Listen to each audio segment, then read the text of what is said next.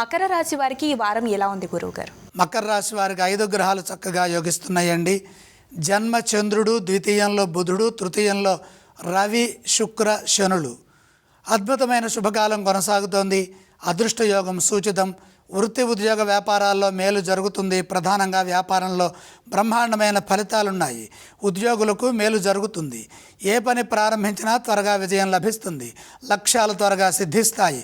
బుద్ధిబలం చురుగ్గా పనిచేస్తుంది. కొన్ని సమస్యలను పరిష్కరిస్తారు. గతంలో ఆగిన పనులు ఇప్పుడు పూర్తవుతాయి. విజ్ఞానపరమైన అభివృద్ధికి అవసరమైన కృషి సత్ఫలితాలను సాధిస్తుంది.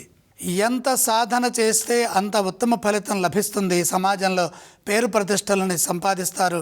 కీర్తి లభిస్తుంది. చిత్తశుద్ధి శుభ ఫలితాలను ప్రసాదిస్తుంది. మీ వల్ల కుటుంబ సభ్యులకు మేలు జరుగుతుంది. కుటుంబంలో శుభాలు జరుగుతాయి. ధర్మచింతనతో పనిచేస్తే అద్భుతమైన విజయాన్ని సాధిస్తారు. ఆధ్యాత్మికంగా దైవబలం సదా ముందుకు నడిపిస్తుంది. సంపూర్ణ లక్ష్మీ కటాక్ష సిద్ధి లభిస్తుంది. ఆ దిశగా మీ ప్రయత్నాలు విజయవంతమవుతాయి. ప్రస్తుత కాలానికి తగ్గట్టుగా విజ్ఞానాన్ని పొందుతారు.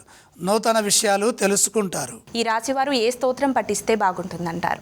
మకర రాశి వారు లక్ష్మీ అష్టోత్తర పారాయణం చేయటం ఉత్తమం. ఈ రాశి వారు ఏ ఆలయాన్ని సందర్శించాలి? లక్ష్మీదేవిని దర్శించండి. ఏవేవి దానం చేస్తే బాగుంటుంది గురువుగారు? దానాలు అవసరం లేదు.